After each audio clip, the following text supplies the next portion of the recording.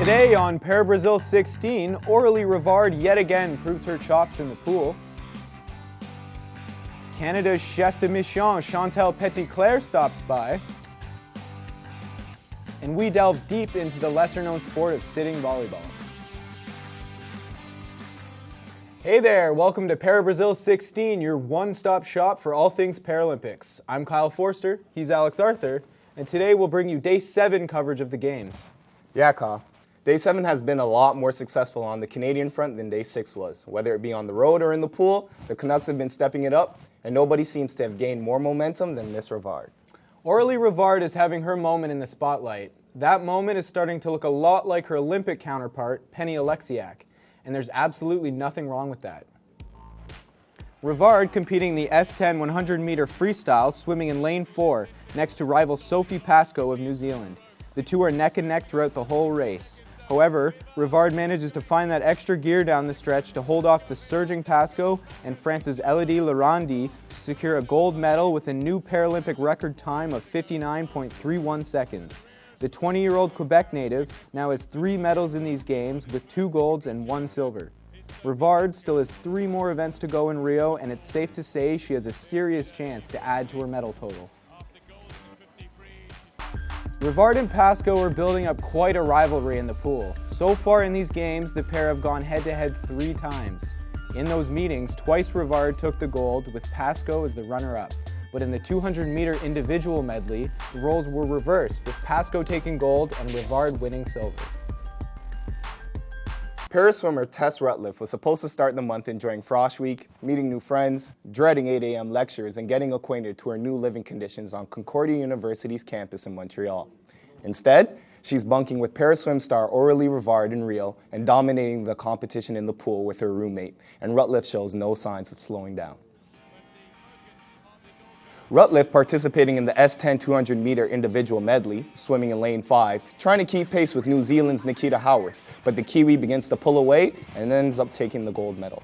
Routliffe captures the silver, sneaking in just ahead of America's Courtney Jordan, who won the bronze. The 17-year-old from Caledon, Ontario, is coming off an impressive showing at the 2015 Pan Ams, where she amassed a total of 5 medals, including 4 golds and 1 silver. Now a closer look at the 17-year-old Tess Routliffe. She was originally born in Auckland, New Zealand, now resides in Caledon, Ontario, and competed competitively for the first time only 3 years ago, and incredibly won 4 golds and 1 silver at the 2015 Pan Am Games. Routliffe has a 4x100-meter individual and medley relays coming up to help add to her 2016 Paralympic medal totals.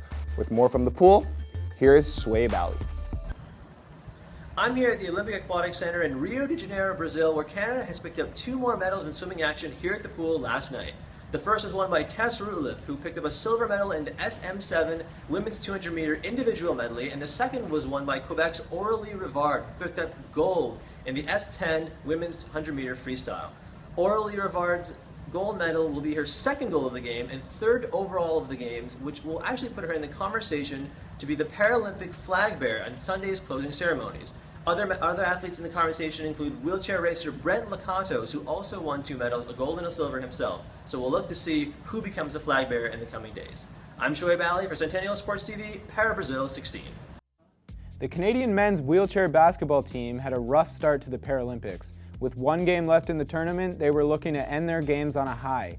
The team faced Algeria to see who would finish 11th overall in the men's bracket.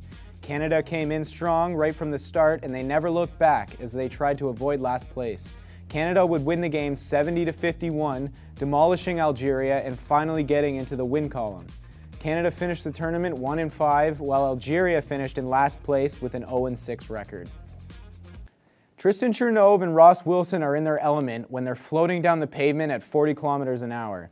And the pavement in Rio has proved to be a valuable asset to the success that each of these cyclists have had so far in the Games. Chernov and Wilson both lined up for their time trial events Wednesday morning with hopes of adding to their hardware. That's exactly what they would do. Chernov notched the gold medal in the men's time trial C2 event, bringing his medal total for the Games up to 3, a gold, silver, and bronze. While Wilson got a silver in his time trial C1 event, the 2nd medal he's picked up. With more on Canada's medal haul, here's Hannah Carver.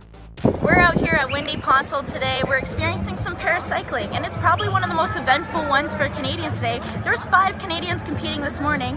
Tristan Chernov won gold in his event, as well as Ross Wilson winning a silver. Look forward to this afternoon when 6 more Canadians are competing as well. But the one thing that I've noticed while being here is that the crowd hasn't been as loud as it has been in other categories. But one thing to note is the photographers. There'll be some great moments captured today here in Pontal, but back to you guys in the studio. Canada has established a bit of a rhythm in Rio, and the medals are starting to roll in. Of course, Aurelie Rivard with her 3, and then Tristan Chernov and Brent Lakatos, who each have a gold and silver of their own, amongst many others, of course. So here at ParaBrazil 16, we thought who better to shed some light on Canada and this year's games than the chef de mission, Chantal Petitclerc. Hey there, Chantal. Thanks for joining us. Thank you so much. Well, many people may not be aware of what the role of chef de mission consists of. Can you just give us a bit of a rundown of what the role entails?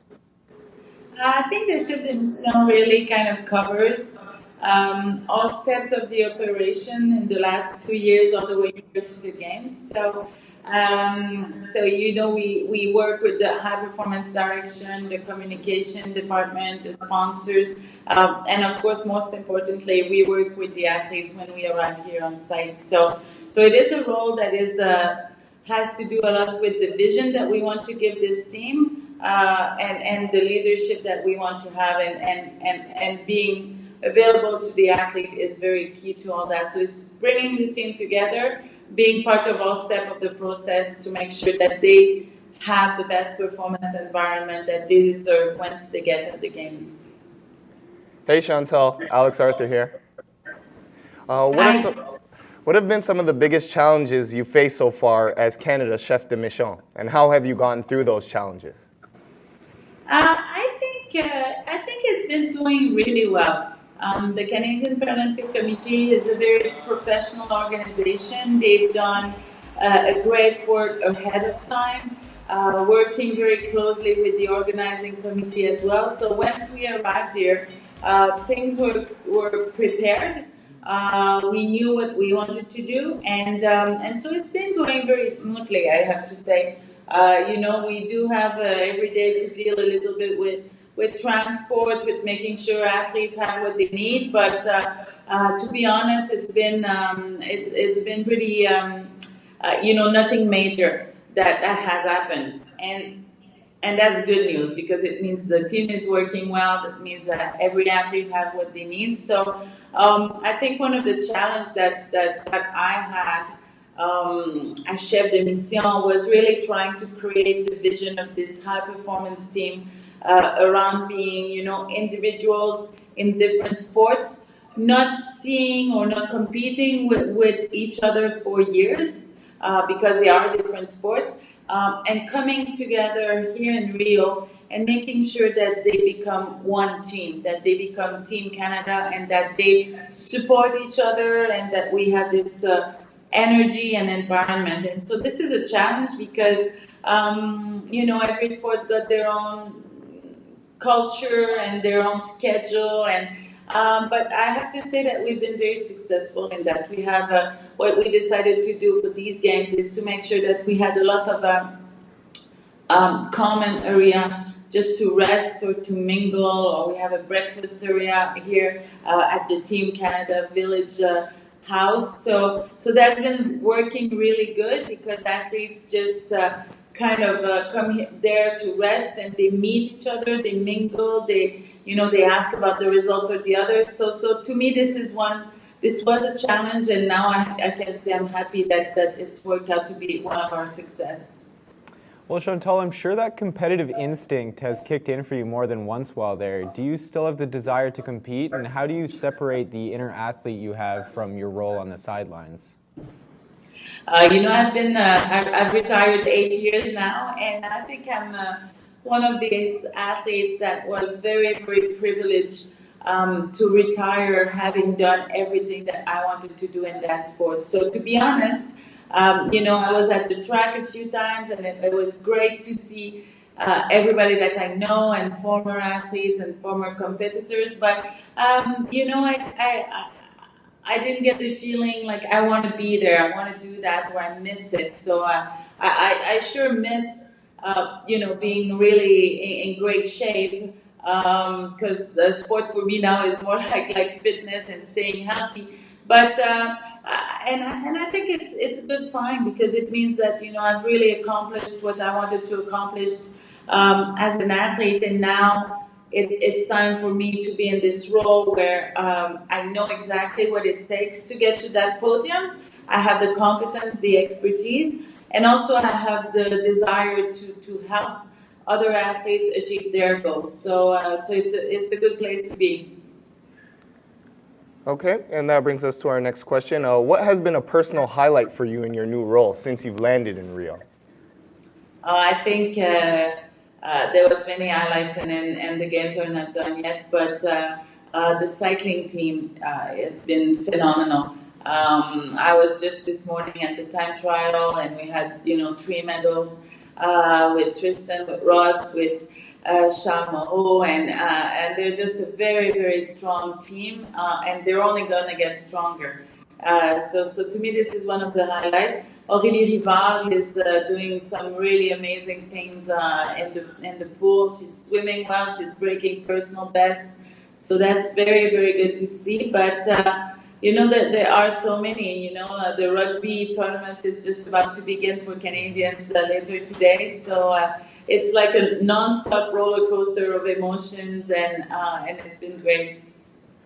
Well, I'd like to thank you very much for joining us, Chantal. Enjoy the rest of the games and then your time in Rio. Thank you. Thank you so much.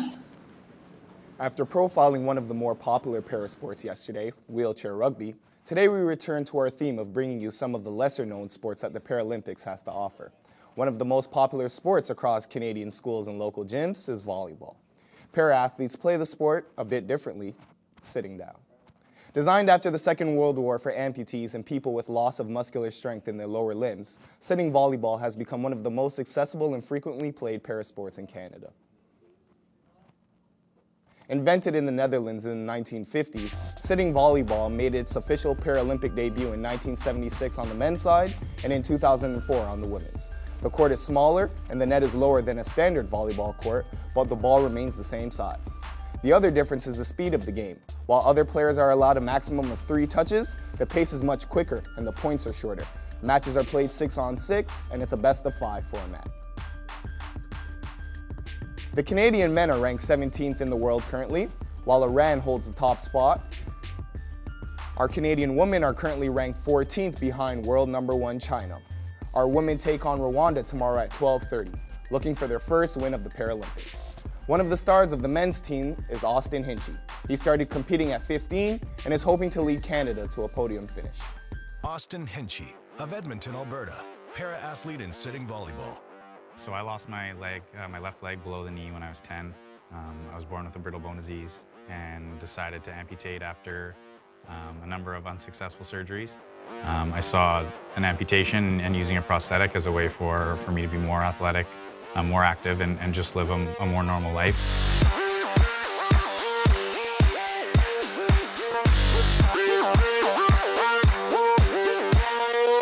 So for me, I'm usually in the weight room 3 or 4 times a week. I'm on court at least that many times, and then I'll have 1 or 2 sessions of kind of maintenance just to make sure everything's working and everything's healthy. It's definitely a full, kind of a full job on the side of living normal life, I guess.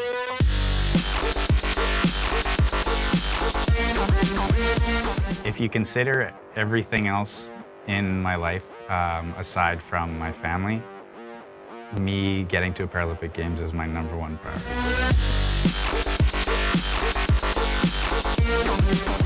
What you have to do to be at this level, you can't create limitations, first of all, so you can't say this is what I'd like to do, I don't think I can do this. You have to just try to be able to do everything and continue to push yourself. And I think that competitiveness is something that really drives a lot of Paralympians.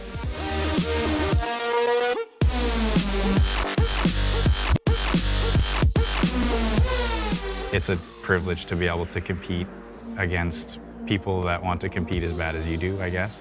And that's what makes elite sport interesting, is that when everyone puts in the same effort for training and everyone has the same level of support and you know, the same fitness support and the same coaching support, it really comes down to competitiveness and who wants to win more than the other guy wants to win, or the other girl wants to win, or the other team wants to win. And that's what elite level sport's all about.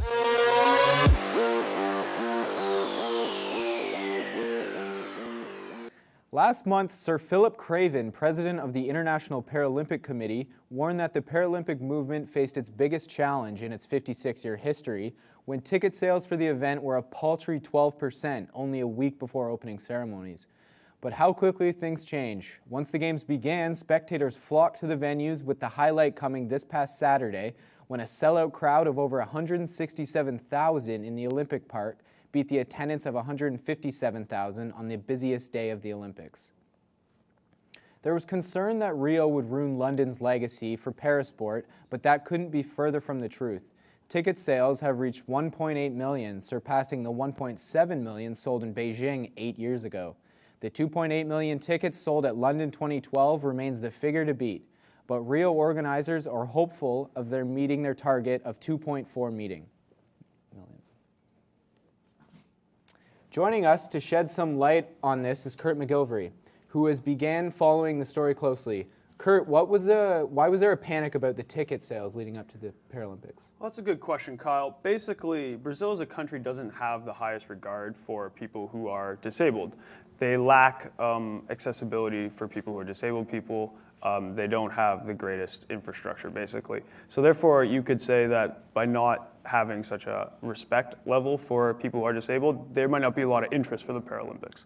Also, the Olympics themselves didn't sell out, so if the Olympics don't sell out, why would the Paralympics? If it was so dire, what changed with the Paralympics? Well, there's a few things. Basically, there's the Fill the Seats campaign, which was started by Greg Nugent. He was the marketing director, for the London 2012 games. This has been backed by celebrities like Prince Harry and Coldplay. It's basically a way for people to buy and donate tickets to children and disabled people who are in Rio so that they can attend the games. They started out with a modest goal of $15,000. And they've raised well over $450,000. So they're definitely doing a great job raising awareness. Also, tickets are cheap for the Paralympics. Brazil is not exactly an economic boom right now. They're sort of in a recession. So the tickets sort of range from $2 to $9 in our money. So tickets are very easy to get a hold of. And basically, Brazil is doing very well in the tournament. They're 6th in medals right now, and anytime you can drum up excitement from the host nation, people are going to come. What impact will the popularity of the Paralympics have on a city like Rio? Well, I think the main goal is that one day these children who are benefiting from the Fill the Seats movement will grow up and with a respect for people who are disabled. They'll see them as regular people. They won't, have a lack of respect for them, basically. So maybe in the future, when they're in a position to do something, these accessibility problems will be addressed and they'll be fixed, making Rio more accessible for people who are disabled. Thanks, Kurt, for the insight and the extensive look at the crowd participation in Rio. Thank you for joining us. Oh, it's my pleasure, folks. Thanks, Kurt. Well, as you see, the medal count, current and updated. China's still way out ahead with 155. Looks like Great Britain has gained some ground, got second place there, and then there's a race for third, Ukraine and the U.S. Oh, okay, well, definitely that is going to be a tight race, but I do see the U.S. bumping the Ukraine out of the top 3. I just can't see a Paralympics without the U.S., Great Britain, and China in the top 3 slots. It's true, we'll see how it ends. Well, it was a great day on the podium for Canada since our last show. Canada looks positioned to improve from their medal total in London in 2012. Any medal prediction winners for day 8, Kyle? Well, I'm looking forward to Brent Lakatos. He is appearing in the men's T53 800-meter final, so that should be an interesting result. Definitely. Well, that's going to do it for us today. Hope you all enjoyed the shows so far, and we'll be back tomorrow to catch you up on day 8. I'm Alex, he's Kyle, and we're out. Goodbye from all of us on the ParaBrazil 16 team. See you tomorrow.